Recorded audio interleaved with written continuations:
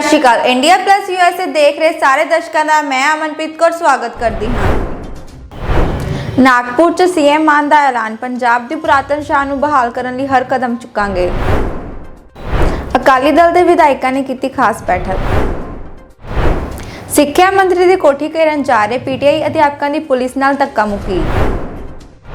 ਦੂਸਰੇ ਵਿਸ਼ਵ ਯੁੱਧ ਦੇ ਹਾਕੇ ਮਗਰੋਂ ਯੂਕਰੇਨ 'ਚ ਪਰਤੀ ਹਨੇਰੀ ਜ਼ੈਲੈਂਸਕੀ। ਸ਼ਰੇਆਮ ਛੇੜਦੇ ਸੀ ਕੁੜੀਆਂ, ਲੋਕਾਂ ਨੇ ਫੜ ਕੇ ਕੀਤਾ ਇਹ ਹਾਲ। ਆਓ ਸ਼ੁਰੂਆਤ ਕਰਦੇ ਹਾਂ ਅੱਜ ਇਸ ਪਹਿਲੀ ਵੱਡੀ ਖਬਰ ਤੋਂ। ਨਾਗਪੁਰ 'ਚ ਸੀਐਮ ਮਾਨ ਦਾ ਐਲਾਨ, ਪੰਜਾਬ ਦੀ ਪੁਰਾਤਨ ਸ਼ਾਨ ਨੂੰ ਬਹਾਲ ਕਰਨ ਲਈ ਹਰ ਕਦਮ ਚੁੱਕਾਂਗੇ। ਪੰਜਾਬ ਦੇ ਮੁੱਖ ਮੰਤਰੀ ਭਗਵੰਤ ਮਾਨ ਤੇ ਆਪ ਦੇ ਸੁਪਰੀਮੋ ਅਰਵਿੰਦ ਕੇਜਰੀਵਾਲ ਆਰਐਸਐਸ ਦੇ ਗੜ੍ਹ ਨਾਗਪੁਰ ਪਹੁੰਚੇ। ਸੀਐਮ ਮਾਨ ਨੇ ਇੱਥੇ ਪ੍ਰਮੁੱਖ ਅਖਬਾਰ ਲੋਕਮਤ ਦੀ ਗੋਲਡਨ ਜੁਬਲੀ ਮੌਕੇ ਕਰਵਾਏ ਸਮਾਗਮ ਦੌਰਾਨ ਕਿਹਾ ਕਿ ਅਸੀਂ ਪੰਜਾਬ ਨੂੰ ਦੇਸ਼ ਦੇ ਮਾਹੌਲੀ ਸੂਬਾ ਬਣਾਉਣ ਲਈ ਹਰ ਉਪਰਾਲਾ ਕਰਾਂਗੇ। ਭ੍ਰਿਸ਼ਟਾਚਾਰ, ਬੇਰੋਜ਼ਗਾਰੀ, ਨਸ਼ਿਆਂ ਤੇ ਪ੍ਰਦੂਸ਼ਣ ਤੋਂ ਖਾਤਮੇ ਤੋਂ ਇਲਾਵਾ ਰੋਜ਼ਗਾਰ, ਖੇਡਾਂ ਤੇ ਉਦਯੋਗਿਕ ਵਿਕਾਸ ਨੂੰ ਹੁਲਾਰਾ ਦੇਵਾਂਗੇ। चेयरमैन साहब विजय धारदा जी, उनका सारा स्टाफ, अलग अलग एडिटर साहबान, जितने भी लोकमत को जिन्होंने सच में ही लोकमत बनाया, कर्मचारी साहबान और देश में एक नई किस्म का राजनीतिक लोकमत बनाने वाले क्रांतिकारी मुख्यमंत्री दिल्ली नेशनल कन्वीनर अरविंद केजरीवाल जी,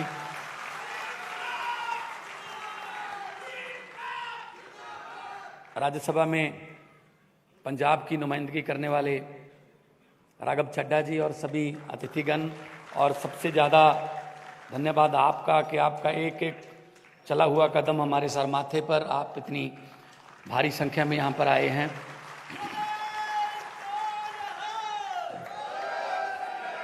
सारिਆਂ ਨੂੰ मेरे ਵੱਲੋਂ नमस्कार, सत श्री अकाल और वाहिगुरू जी का खालसा, वाहिगुरू जी की फतेह।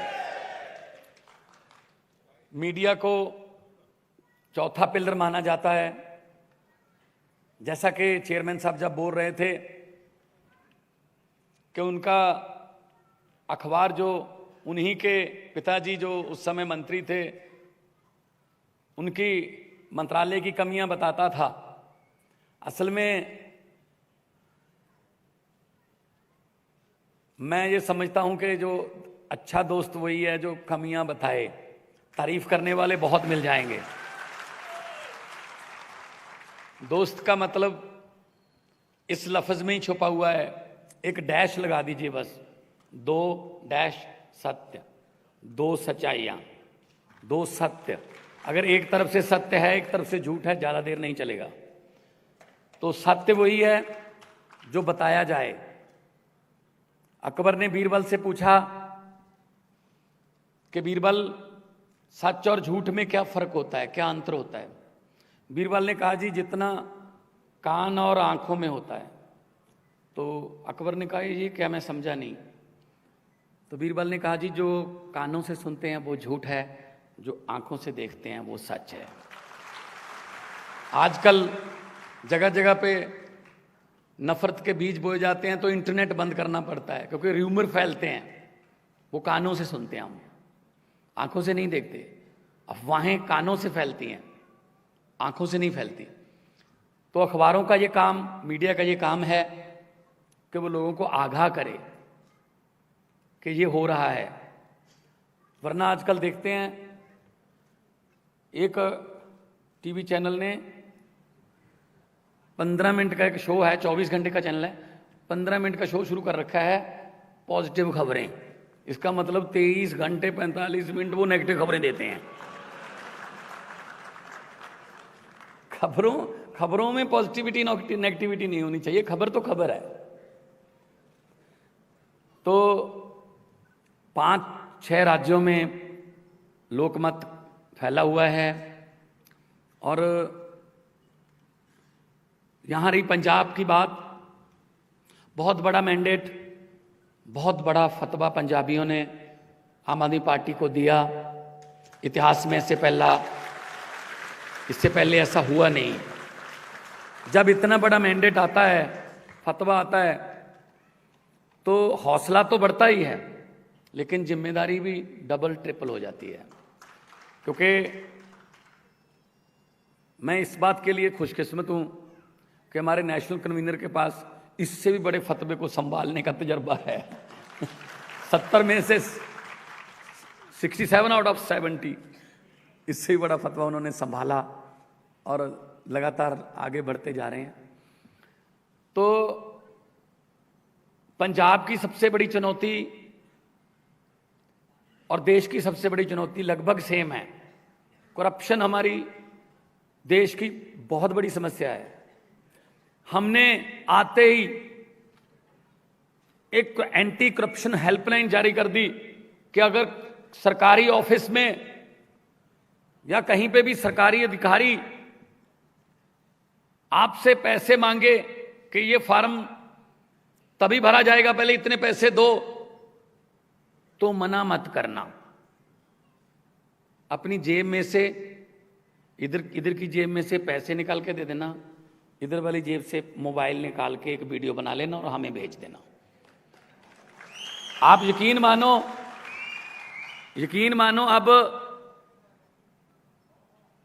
सरकारी अधिकारियों ने अपने दफ्तरों के सामने लिखा हुआ है कि यहां पर रिश्वत देना पाप है। हमने पाप को पहचाना और पाप को पुण्य में बदल दिया। लोग कहते हैं जी ये तो बहुत बड़ा काम हो गया हमारा। तो मैं ये नहीं कहता 100% बंद हो गया, ताना बाना अभी 70 साल का उलझा हुआ है, कर लेंगे। हमने पंजाब के पैसे को लूटने वालों को पहचानना शुरू किया। हमारे यहां एक एक्ट बनाया था। एक्ट बनाने वालों ने अपने ही पक्ष में, एक बार आप एमएलए बन गए, अगली बार नहीं बने तो आपको 75,000 रुपये पेंशन मिलेगी। आप 2 बार बन गए, तीसरी बार नहीं बने तो 50,000 और ऐड हो जाएगी। आप 4 बार बन गए, 5वीं बार नहीं बने तो 50,000 आपकी पेंशन बढ़ती जाएगी। 7-7, 8-8 बार जीते हुए हैं। हैरानी की बात यह है विजय जी कि बहुत से एमएलए ऐसे हैं पंजाब में जिनको हारने में फायदा है, क्योंकि जीतते हैं तो सैलरी मिलती है, हारते हैं तो पेंशन मिलती है। सैलरी है 85,000 और हारते हैं तो पेंशन मिलती है 4.5 लाख। तो हमने बोल दिया कि जी सेवा, हाथ जोड़कर वोट मांगते हो कि हमें सेवा का मौका दीजिए। हम सेवा की इतनी पेंशन नहीं दे सकते। एक एमएलए एक पेंशन, चाहे 10 बार बनो चाहे 5 बार बनो। ये बहुत ही लोगों ने वेलकम किया इस फैसले का। खेती, क्योंकि पंजाब एग्रेरियन स्टेट है, धान उगाने की वजह से हमारे पानी का जो लेवल है धरती का बहुत डेंजरस लेवल पर नीचे चला गया है। मतलब मारूथल बनने की कगार पर खड़े हैं। हमको पानी बचाना है। हमारी स्टेट का नाम पानियों पर है, 5 आब, 5 पानी। लेकिन हमारा धरती का पानी खत्म हो रहा है, नदियों का पानी पल्यूटेड हो गया। गुरु नानक साहब ने अपनी बानी में लिखा था, पवन गुरु पानी पिता माता धरत महत। पवन हवा, हवा को गुरु का दर्जा, पानी को पिता का दर्जा, धरती को माता का दर्जा। लेकिन बदकिस्मती से हम इन तीनों दर्जों को कायम नहीं रख पाए। हम मिलकर सारे 3 को पंजाबी जो हैं, पूरी दुनिया में जितने पंजाबी बसते हैं, हम मिलकर इन तीनों दर्जों को कायम करेंगे और पंजाब को दोबारा पंजाब बनाएंगे। ड्रग्स की बहुत बड़ी समस्या है। हमारे युवा जो हैं वो बहुत बड़ी संख्या में ड्रग्स में चले गए। असल में उनका कसूर नहीं मानता मैं, असल में बेरोजगारी है। अगर उनको काम मिले तो वो नहीं जाएंगे ड्रग्स की तरफ। पंजाबी दी कहावत है, बेला मन शैतानी दा घर। अगर वो फ्री रहता है तो कुछ ना कुछ उल्टा सीधा करेगा। अब हमारे यहाँ ट्रेंड है, या तो बाहर चले जाओ आईलेट्स करके, जब विदेश में पेरेंट्स भी कहते हैं बेटा चला जाए यहाँ से, वरना तो ड्रग्स में ना चला जाए। तो हम उस पर बहुत सिस्टेमेटिकली काम कर रहे हैं और वो पंजाब जो कबड्डी के खिलाड़ियों के लिए जाना जाता था, वो पंजाब जो दारा सिंह मिल्खा सिंह के लिए जाना जाता था, वो पंजाब जो फौज के जर्नैलों के लिए जाना जाता था, उस पंजाब को दोबारा फिर पंजाब बनाएंगे और नौजवान युवा और नौजवान लड़के लड़कियों के हाथों में टिफिन देंगे, टीके नहीं मिलेंगे उनके हाथ में, टिफिन देंगे ताकि वो काम पे जाएं, शाम को घर पे आएं, यहीं पे अपने परिवार में अपना जीवन बसर करें। आपके दोस्त भी होंगे बहुत से, पंजाब में रिश्तेदारियां भी होंगी, या पूछ लो कोई ऐसा आदमी आपने देखा है जो नौकरी भी करता हो और ड्रग्स भी लेता हो? नहीं, हो ही नहीं सकता, उसके पास टाइम ही नहीं होता। वो कहता जी मैं तो शाम को आता हूं, थकावट में आके बच्चों के साथ खेल के नहा के सोता है, अगले दिन फिर जाना होता है। अगर हम बेरोजगारी दूर कर पाए तो कई बीमारियां जो हैं उनकी जड़ बेरोजगारी है। इंडस्ट्री को वापस लाना है। इंडस्ट्री जो थी हमारे पंजाब की वो इधर उधर राज्यों में चली गई क्योंकि सरकारों की कोई इंडस्ट्रियल पॉलिसी नहीं थी। कोई आता था मैंने ये प्लांट लगाना है जी, मैं 10,000 लड़के लड़कियों को काम दे दूंगा, रोजगार दे दूंगा, वो कहते उनको छोड़ो, हमें क्या दोगे ये बताओ। तो ये वाला काम बंद कर देंगे हम। और इंडस्ट्रियलिस्ट क्या, देखो व्यापारी क्या चाहता है, माहौल चाहता है, मुझे माहौल दे दो, मुझे तंग मत करना, मैं अपना काम करता रहूंगा और नौकरियां रोजगार देता रहूंगा। तो इससे पहले एजेंडे में है ही नहीं था ये रोजगार जो था। हमने अभी 50वां दिन हुआ है, पिछली 5 तारीख को 50 दिन हुए सरकार बने हुए, 26,454 नौकरियों का नोटिफिकेशन निकाला है। सरकारी नौकरियां हैं सभी, और डिग्री के मुताबिक नौकरी मिलेगी, कोई रिश्वतखोरी या किसी की सिफारिश नहीं चलेगी। तो ऐसा चाहते हैं हम पंजाब, जो पहले नंबर 1 स्टेट होती थी पंजाब, आज पता नहीं लास्ट 5 में हमारा जो है नंबर आता है। क्यों आता है? क्योंकि हमें जो पॉलिटिकल विल पावर रखने वाली लीडरशिप नहीं मिली। डिब्बों का कोई कसूर नहीं होता, वो तो उधर ही जाते हैं जिधर इंजन लेके जाता है। अब इंजन ही हमने 90 साल पुराने लगा रखे थे, अब क्या करें। दिल्ली वालों ने पहले इंजन बदला, latest model engine Arvind Kejriwal लगाए गए, दिल्ली की गाड़ी पटड़ी पे आ गई।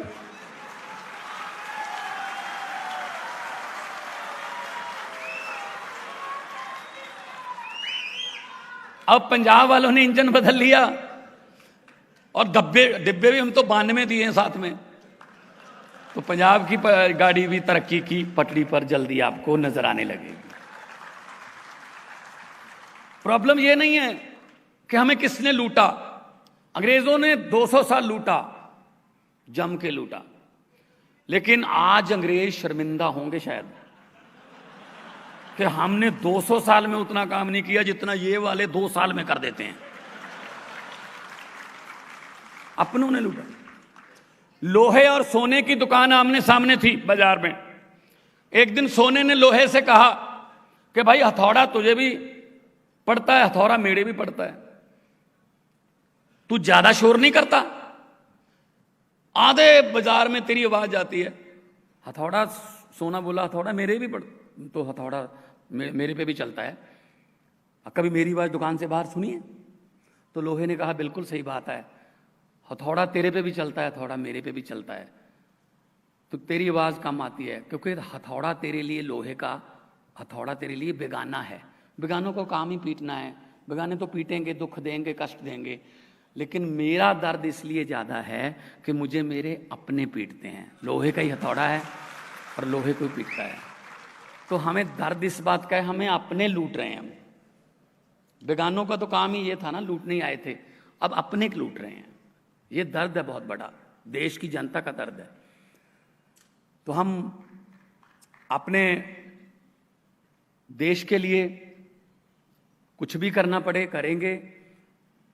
हम मेरा भारत महान सिर्फ ट्रकों के पीछे लिखकर नहीं बना सकते, उसके लिए हमें इकट्ठे होके सबको एफर्ट्स करने होंगे।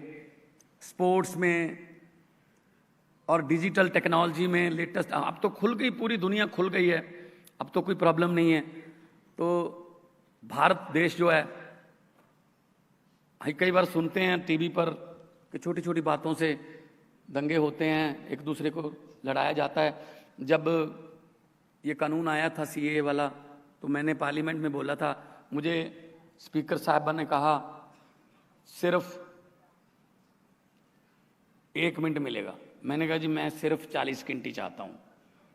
कहते बोलो फिर। मैंने कहा मैं तो यही कहना चाहता हूँ कि कौम को कबीलों में मत बांटिए, लंबे सफ़र को मीलों में मत बांटिए। एक बहता दरिया है मेरा भारत देश, इसको नदियों और झीलों में मत बांटिए। तो एक दरिया की तरह इस देश को चलाएंगे, और दरिया अपना रास्ता खुद बनाता है, दरिया को कोई रोका नहीं जा सकता। और जो करप्शन भ्रष्टाचार करने वाले हैं उनसे मैं यही बात कहूँगा कि जितने मर्जी इकट्ठे कर लो, पैसे हीरे मोती, जितने मर्जी इकट्ठे कर लो, पैसे हीरे मोती, मगर ख्याल इतना रहे कफन पे जेब नहीं होती। बहुत बहुत धन्यवाद, बहुत बहुत मेहरबानी। देश के लिए सब कुछ करेंगे, और मैं फिर एक बार आपका धन्यवाद करता हूँ, आपने इतने प्यार से और मेरा मान सम्मान बढ़ाया। मैं आपका बहुत बहुत आभारी हूँ। बहुत बहुत मेहरबानी। जय हिंद, नमस्कार, सत श्री अकाल। ਅਕਾਲੀ ਦਲ ਦੇ ਵਿਧਾਇਕਾਂ ਨੇ ਕੀਤੀ ਖਾਸ ਬੈਠਕ। 9 ਮਈ ਨੂੰ ਸ਼੍ਰੋਮਣੀ ਅਕਾਲੀ ਦਲ ਜ਼ਿਲ੍ਹਾ ਪੱਧਰ ਦੇ ਲੀਡਰਸ਼ਿਪ ਜ਼ਿਲ੍ਹਾ ਹੈੱਡਕੁਆਰਟਰ ਤੇ ਡਿਪਟੀ ਕਮਿਸ਼ਨਰ ਨੂੰ ਯਾਦ ਪੱਤਰ ਸੌਂਪੇਗੀ।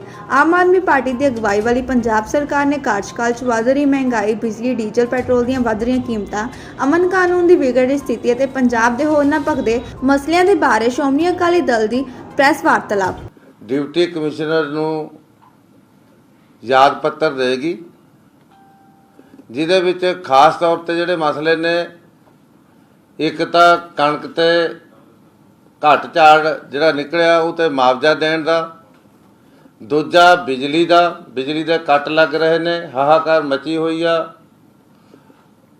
ਚਾਰਾ ਸੁੱਕ ਰਿਹਾ, ਬਿਜਲੀ ਦੇ ਵਿੱਚ ਕੋਈ ਸੁਣਵਾਈ ਨਹੀਂ ਹੋ ਰਹੀ। ਤੀਜਾ ਅਮਨ ਕਾਨੂੰਨ ਦੀ ਜਿਹੜੀ ਸਿਚੁਏਸ਼ਨ ਆ ਪੰਜਾਬ ਦੀ, ਬਹੁਤ मैं समझदा कलैप्स हो गया सारा सिस्टम लॉ एंड आर्डर का, बड़ा चिंता वाला। चौथा है डीजल, पेट्रोल ते रसोई गैस दीयां कीमतां विच वाधा होई जा रहा, अज भी हो गया, रोजाना ही होई जा रहा। कीमतां नूं घटाउण दा कोई यतन नहीं हो रहा। पंजवां अहम मुद्दा जिहड़ा MOU होया पंजाब ते केजरीवाल साहब की सरकार दे विचकार, ਉਹਦੇ ਸੰਬੰਧੀ ਭਾਵੇਂ ਗਵਰਨਰ ਪੰਜਾਬ ਨੂੰ ਅਸੀਂ ਦੇ ਕੇ ਵੀ ਆਏ ਮੈਮੋਰੈਂਡਮ, ਪਰ ਜ਼ਿਲ੍ਹਾ ਪੱਧਰ ਤੇ ਦੁਬਾਰਾ ਸਾਰੇ ਪੰਜਾਬ ਦੇ ਵਿੱਚ ਇਸ ਮੰਗ ਨੂੰ ਲੈ ਕੇ ਅਸੀਂ ਤੁਰਾਂਗੇ। ਭਾਵੇਂ 2 ਮਹੀਨੇ ਦਾ ਸਮਾਂ ਕਿਸੇ ਸਰਕਾਰ ਦੀ ਕਾਰਗੁਜ਼ਾਰੀ ਦੇ ਨਾਪ ਤੋਲ ਲਈ ਕੋਈ ਬਹੁਤਾ ਨਹੀਂ ਹੁੰਦਾ, ਪਰ ਇੱਕ ਗੱਲ ਮੈਂ ਕਹਿ ਸਕਦਾ ਕਿ ਇਹ ਸਰਕਾਰ ਨੇ 2 ਮਹੀਨਿਆਂ ਵਿੱਚ ਆਪਣੀ ਕਾਰਗੁਜ਼ਾਰੀ ਤੇ ਜਿਹੜੇ ਦਮਗਜੇ ਮਾਰੇ ਨੇ, ਜਿਹੜੇ ਛੋਟੇ ਕੰਮ ਨੂੰ ਚਮਕਾਉਣ ਦਾ ਰਾਈ ਦਾ ਪਹਾੜ ਬਣਾ ਕੇ ਪੇਸ਼ ਕਰਨ ਦੀ ਖੇਡ ਖੇਡੀ ਆ, ਉਹਦੀ ਅਸਲੀਅਤ ਲੋਕਾਂ ਸਾਹਮਣੇ ਜਗ ਜ਼ਾਹਰ ਕਰਨ ਲਈ ਅਸੀਂ ਮਜਬੂਰ ਹਾਂ। ਪਹਿਲਾ ਮੁੱਖ ਮੰਤਰੀ ਬਣਦਿਆਂ ਪਹਿਲੀ ਪਬਲਿਕ ਮੀਟਿੰਗ ਦੇ ਵਿੱਚ ਮਾਨਸਾ ਜਾ ਕੇ ਮਾਨਯੋਗ ਮੁੱਖ ਮੰਤਰੀ ਪੰਜਾਬ ਨੇ ਇੱਕ ਇਤਿਹਾਸਕ ਦਮਗਜਾ ਮਾਰਿਆ ਕਿ ਕੁਦਰਤੀ ਆਫਤਾਂ ਦੇ ਖਰਾਬੇ ਦੇ ਮੁਆਵਜ਼ੇ ਲਈ ਕਹਿੰਦੇ ਜੀ ਬਿਨਾਂ ਗਿਰਦਾਵਰੀ ਤੋਂ ਹੀ, ਬਿਨਾਂ ਗਿਰਦਾਵਰੀ ਤੋਂ ਅੱਗੇ ਨੂੰ ਮੁਆਵਜ਼ਾ ਦਿੱਤਾ ਜਾਇਆ ਕਰੇਗਾ। ਇਹ ਮੁੱਖ ਮੰਤਰੀ ਸਾਹਿਬ ਦਾ ਇੱਕ ਹਿਸਟੋਰੀਕਲ ਦਮਗਜਾ ਸੀ। ਪਰ ਦੁੱਖ ਇਸ ਗੱਲ ਦਾ ਕਿ ਜਿਹੜੀ ਕਣਕ ਆ ਇਹ ਬਿਜਾਈ ਸਮੇਂ ਬਾਰਿਸ਼ ਹੋ ਗਈ, ਗਿਰਦਾਵਰੀਆਂ ਹੋਈਆਂ ਤੇ ਕਣਕ ਵੱਢ ਕੇ ਮੰਡੀਆਂ ਵਿੱਚ ਲਿਆ ਕੇ ਵਿਕ ਵੀ ਚੁੱਕੀ ਆ। ਅਜੇ ਬਾਰਿਸ਼ਾਂ ਨਾ ਹੋਏ, ਖਰਾਬੇ ਦੀਆਂ ਗਿਰਦੌਰੀਆਂ ਹੋਣ ਦੇ ਬਾਵਜੂਦ ਵੀ 5 ਰੁਪਏ ਕਿਸੇ ਨੂੰ ਮੁਆਵਜ਼ਾ ਨਹੀਂ ਦਿੱਤਾ ਗਿਆ। ਇਹ ਮੰਗ ਅਸੀਂ ਉਸ ਦਿਨ ਕਰਨੀ ਆ ਕਿ ਘੱਟੋ ਘੱਟ ਤੁਸੀਂ ਕਹਿੰਦੇ ਹੋ ਗਿਰਦੌਰੀਆਂ ਤੋਂ ਬਿਨਾਂ ਹੀ ਮੁਆਵਜ਼ਾ ਦੇ ਦੇਣਾ ਸੀ, ਗਿਰਦੌਰੀਆਂ ਹੋਣ ਤੋਂ ਬਾਅਦ ਵੀ ਮੁਆਵਜ਼ਾ ਨਹੀਂ ਦਿੱਤਾ ਗਿਆ। ਔਰ ਦੂਜੀ ਗੱਲ ਇਹ ਆ ਕਿ ਅੱਤ ਦੀ ਗਰਮੀ ਕਰਕੇ ਜਿਹੜਾ ਝਾੜ ਘੱਟ ਨਿਕਲਿਆ ਪੱਕਣ ਵੇਲੇ, 4 ਤੋਂ ਲੈ ਕੇ 8 ਕੁਆਂਟਲ ਪ੍ਰਤੀ ਏਕੜ ਝਾੜ ਘਟਿਆ, 10,000 ਪ੍ਰਤੀ ਏਕੜ ਘਾਟਾ ਪਿਆ ਪੰਜਾਬ ਦੇ ਕਿਸਾਨ ਨੂੰ ਲਗਭਗ।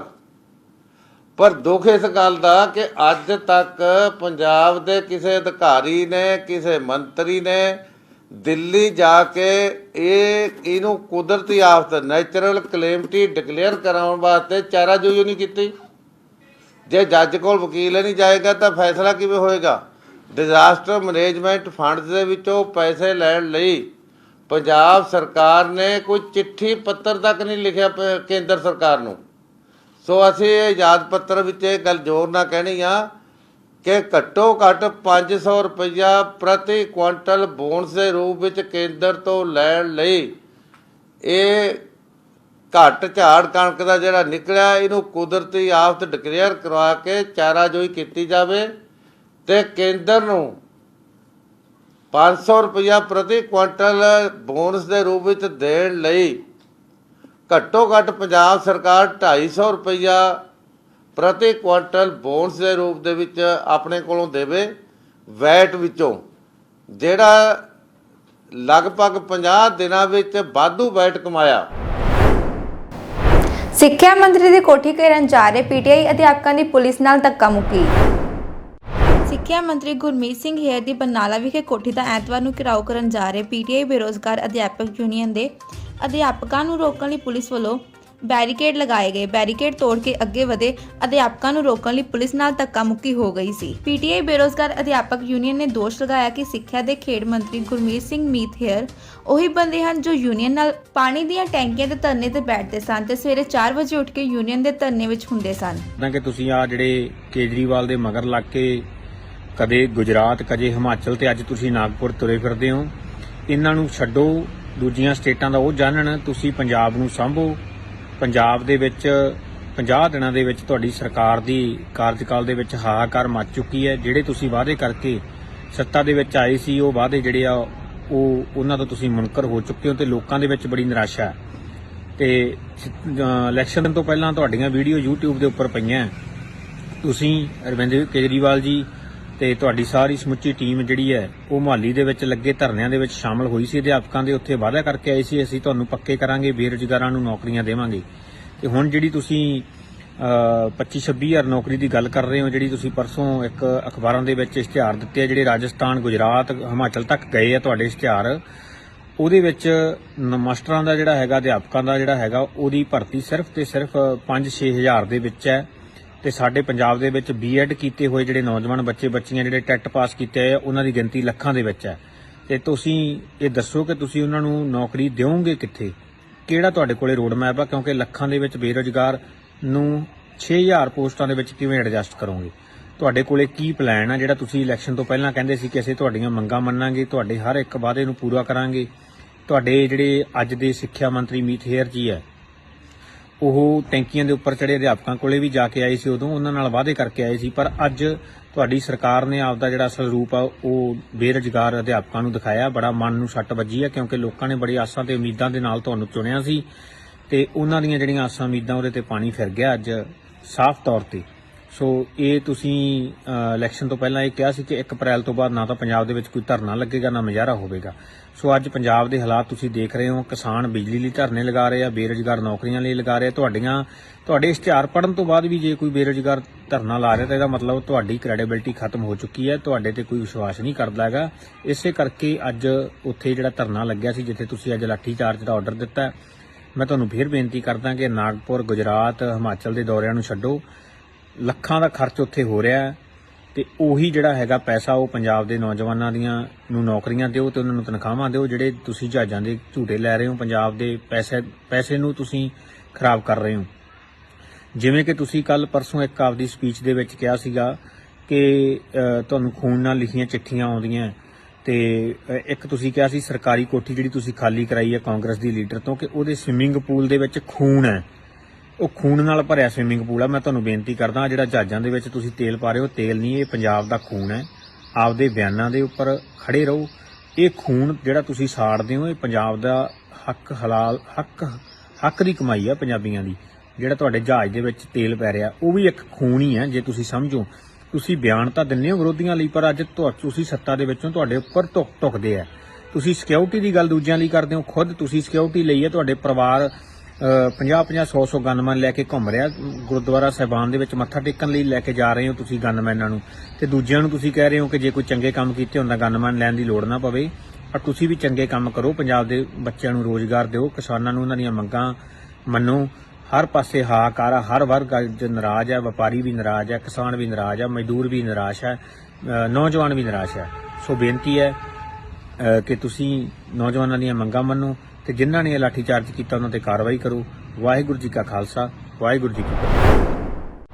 दूसरे विश्व युद्ध के हाके मगरों यूक्रेन च परती हनेरी जैलेंस्की। रूस ਤੇ ਯੂਕਰੇਨ ਵਿਚਾਲੇ ਹਾਲੇ ਵੀ ਭਿਆਨਕ ਯੁੱਧ ਜਾਰੀ ਹੈ। ਰੂਸ ਵੱਲੋਂ ਯੂਕਰੇਨ ਤੇ ਕੀਤੇ ਜਾ ਰਹੇ ਹਮਲੇ ਕਾਰਨ ਹਰ ਪਾਸੇ ਤਬਾਹੀ ਦਾ ਮੰਜ਼ਰ ਦੇਖਣ ਨੂੰ ਮਿਲ ਰਿਹਾ ਹੈ। ਰੂਸ ਵੱਲੋਂ ਐਤਵਾਰ ਤੜਕੇ ਯੂਕਰੇਨ ਦੇ ਇੱਕ ਸਕੂਲ ਤੇ ਹਵਾਈ ਹਮਲੇ ਕੀਤੇ ਗਏ, ਜਿਸ ਵਿੱਚ 60 ਲੋਕਾਂ ਦੀ ਜਾਨ ਗਈ। ਇਸੇ ਵਿਚਾਲੇ ਯੂਕਰੇਨ ਦੇ ਰਾਸ਼ਟਰਪਤੀ ਵਲੋਦੀਮੀਰ ਜ਼ੈਲੈਂਸਕੀ ਨੇ ਕਿਹਾ ਕਿ ਯੂਰਪ ਵਿੱਚ ਬੁਰਾਈ ਵਾਪਸ ਆ ਗਈ ਹੈ। форматі, щоб визначити, що треба зробити для зупинки війни Росії проти України. Сьогодні, 8 травня, ключовий день пам'яті про усіх жертв Другої світової війни, про крихкість миру і неприпустимість будь-яких людоненависницьких режимів. Але те, що для інших сьогодні пам'ять, для нашого народу щодня, на жаль, це просто новини. Тільки вчора в селищі Білогорівка Луганської області російською бомбою було вбито 60 людей, мирних людей. Вони ховалися від обстрілів в будівлі звичайної школи, по якій був нанесений російський авіаудар. Робити таке – це наслідувати саме тому злу, яке несли Європі нацисти.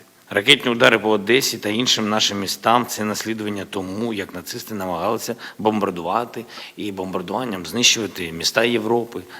Депортація в Росії більше 500 тисяч українців і так звані фільтраційні табори, які російські війська створили на окупаційній території України – це наслідування депортаціям і концентраційним таборам, які нацисти робили в Європі. Щодня наші люди бачать і гинуть від того, що повинно було залишитись у далекому минулому, що точно не мало повернутися в Європу через 77 років. Але, на жаль, я констатую, це повернулося, а тому повернулася і солідарність усього вільного світу, тому повернулося і такі історичні поняття, як ленд-ліз, план Маршалла. Дякую за ці ініціативи Сполученим Штатам Америки і нашим європейським колегам. Тому ми знову об'єднані в антивоєнній коаліції, щоб врятувати демократію і свободу в Європі, гарантувати мир і безпеку. Я вдячний вам за цю солідарність і за це об'єднання. ਸ਼ਰੇਆਮ ਛੇੜਦੇ ਸੀ ਕੁੜੀਆਂ, ਲੋਕਾਂ ਨੇ ਫੜ ਕੇ ਕੀਤਾ ਇਹ ਹਾਲ। ਸ਼ਰੇਆਮ ਛੇੜਦੇ ਸੀ ਕੁੜੀਆਂ, ਲੋਕਾਂ ਨੇ ਕੁੱਟਮਾਰ ਕੀਤੀ। ਉਹਨਾਂ ਨੂੰ ਫੜ ਕੇ ਬਸਤੀ ਬਾਵਾਖੇਲ ਪੁਲਿਸ ਸਟੇਸ਼ਨ ਤੇ ਲੈ ਆਏ। ਕੁੱਟਮਾਰਨ ਦਾ ਇਹ ਕਾਰਨ ਸੀ ਕਿ ਉਹ ਰਾਹ ਜਾਂਦੀਆਂ ਕੁੜੀਆਂ ਨੂੰ ਛੇੜਦੇ ਸਨ। ਲੋਕਾਂ ਤੋਂ ਪੁੱਛਗਿੱਛ ਤੇ ਉਹਨਾਂ ਨੇ ਦੱਸਿਆ ਕਿ ਬਾਈਕ ਤੇ ਹਸਬੈਂਡ ਵਾਈਫ ਜਾ ਰਹੇ ਸੀਗੇ। ਉਹ ਫਰੂਟ ਦੀ ਸ਼ਾਪ ਤੇ ਰੁਕੇ। ਉੱਥੇ 3 ਮੁੰਡੇ ਬਾਈਕ ਤੇ ਆਏ ਤੇ ਉਹਨਾਂ ਨੇ ਕੁੜੀ ਨਾਲ ਬਦਤਮੀਜ਼ੀ ਕਰਨ ਦੀ ਕੋਸ਼ਿਸ਼ ਕੀਤੀ। ਜੀ ਮੈਂ ਨਾ ਫੁੱਟਬਾਲ ਚੌਕ ਵੱਲੋਂ ਆ ਰਿਹਾ ਸੀਗਾ ਤੇ ਜੀ ਜਿਹੜਾ ਦਰਸ਼ਨਗਰ ਗੁਰਦੁਆਰਾ ਸਾਹਿਬ ਦੇ ਫਰੂਟ ਦੀਆਂ ਰੇਹੜੀਆਂ ਲੱਗਦੀਆਂ ਜੀ ਉੱਥੇ ਇੱਕ ਹਸਬੈਂਡ ਵਾਈਫ ਤੇ ਉਹਨਾਂ ਦਾ ਛੋਟਾ ਜਿਹਾ ਬੱਚਾ ਜੀ। ਬਾਈਕ ਤੇ ਸੀ, ਫਰੂਟ ਵਗੈਰਾ ਲੈ ਰਹੇ ਸੀ। ਇਹ 3 ਮੁੰਡੇ ਬਾਈਕ ਤੇ ਸੀ, ਉਹ ਮੁੰਡਾ ਚਲਾ ਰਿਹਾ ਸੀ ਤੇ ਸਭ ਤੋਂ ਪਿੱਛੇ ਉਹ ਬੈਠਾ ਸੀ। ਜੀ ਇਹਨਾਂ ਨੇ ਖੜੀ ਬਾਈਕ ਤੇ ਨਾ ਕੁੜੀ ਨਾਲ ਉਹਦੇ ਪ੍ਰਾਈਵੇਟ ਪਾਰਟਸ ਤੇ ਬੜੇ ਜ਼ੋਰ ਨਾਲ ਹੱਥ ਮਾਰਿਆ ਔਰ ਉਹਨੂੰ ਜਿਹਨੂੰ ਕਹੋ ਹੁਣ ਮੈਂ ਉਹ ਅਲਫਾਜ਼ ਨਹੀਂ ਬੋਲਣਾ ਚਾਹੁੰਦਾ ਜੋ ਇਹਨਾਂ ਨੇ ਉਹਨਾਂ ਹਰਕਤ ਕੀਤੀ ਜੀ। ਤੇ ਅੱਗੇ ਜਾ ਕੇ ਮੇਰੇ ਬਾਈ ਜੀ ਨਾਲ ਸੀਗੇ ਜੀ ਜੀ ਇਹਨਾਂ ਨੇ ਉਹਨੂੰ ਸ਼ੀਸ਼ਾ ਪਾ ਕੇ ਚੱਲਦੀ ਗੱਡੀ 'ਚੋਂ ਅਸੀਂ ਪੁੱਛਿਆ ਕਿ ਆਹ ਕੀ ਬਦਤਮੀਜ਼ੀ ਤੁਸੀਂ ਕਰਕੇ ਆਏ। ਤੇ ਇਹਨਾਂ ਨੇ ਬੜੀ ਗੰਦੀ ਲੈਂਗੁਏਜ, ਅਬਿਊਜ਼ਿਵ ਲੈਂਗੁਏਜ ਵਿੱਚ ਜਵਾਬ ਦਿੱਤਾ ਕਿ ਜੋ ਕਰਨਾ ਕਰ ਲਓ। ਤੇ ਅਸੀਂ ਤਾਂ ਕੀਤਾ, ਗੱਡੀ ਅੱਗੇ ਲਾਈ, ਅਸੀਂ ਰੋਕ ਲਿਆ। ਭਾਈ ਜੀ ਸਾਡੇ ਗੁਰਸਿੱਖ ਬੰਦੇ ਸਰਦਾਰ ਜੀ, ਇਹਨਾਂ ਨੇ ਉੱਤਰ ਕੇ ਇਹਨਾਂ ਨੂੰ ਫੜ ਲਿਆ ਤੇ ਰੋਕ ਕੇ ਇਹਨਾਂ ਦੇ ਉਹ ਸਾਰੇ ਆਂਢ ਗੁਆਂਢ ਵਾਲੇ ਸਾਰੀ ਸੰਗਤ ਇਕੱਠੀ ਹੋ ਗਈ ਜੀ। ਹੋਰ ਵੀ ਕਾਫੀ ਲੋਕ ਸੀ ਉੱਥੇ ਇਕੱਠੇ ਹੋਏ ਤੇ ਅਸੀਂ ਪੁਲਿਸ ਅਫਸਰ ਨੂੰ ਫੋਨ ਕੀਤਾ, SHO ਸਾਹਿਬ ਨੂੰ, ਜਿਹੜਾ ਮੌਕੇ ਤੇ ਫੋਰਸ ਭੇਜੀ ਤੇ ਇਹਨਾਂ ਨੂੰ ਆਪਾਂ ਉੱਥੇ ਲੈ ਕੇ ਆਏ। ਤੁਸੀਂ ਦੇਖ ਸਕਦੇ ਹੋ ਛਿੱਤਰਪੇੜ ਤਾਂ ਹੋਈ ਆ। ਛਿੱਤਰਪੇੜ ਤੇ ਇਹੋ ਜਿਹੇ ਬੰਦੇ ਦੀ ਹੋਣੀ ਚਾਹੀਦੀ, ਕਿਉਂਕਿ ਜਲੰਧਰ 'ਚ ਇਹੋ ਜਿਹੇ ਮਾਮਲੇ ਬਹੁਤ ਮਿਲ ਰਹੇ ਆ। 3 ਸਾਲ ਦੇ ਬੱਚੇ ਦੇ ਨਾਲ ਵੀ ਬਲਾਤਕਾਰ ਹੋਇਆ ਸੀਗਾ। 13 ਸਾਲ ਦੇ ਬੱਚੇ ਦੇ ਨਾਲ ਵੀ ਬਲਾਤਕਾਰ ਹੋਇਆ। ਇਹ ਪੁਰਾਣੀ ਗੱਲ ਨਹੀਂ, ਇਹ ਥੋੜੇ ਦਿਨਾਂ ਦੀ ਗੱਲ ਹੈ। ਅੱਜ ਵੀ ਇਹਨਾਂ ਨੇ ਹਰਕਤ ਕੀਤੀ ਹੈ।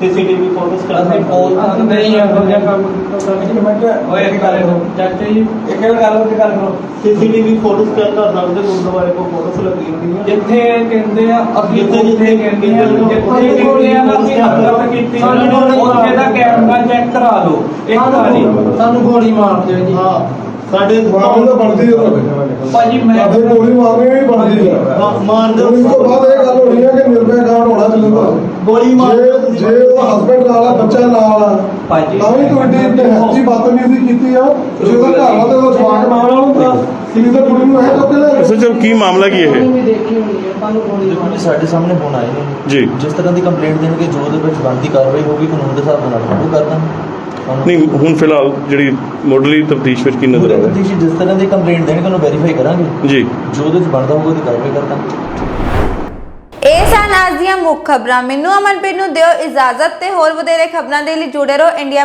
USA ਦੇ ਨਾਲ। ਸਤਿ ਸ਼੍ਰੀ ਅਕਾਲ।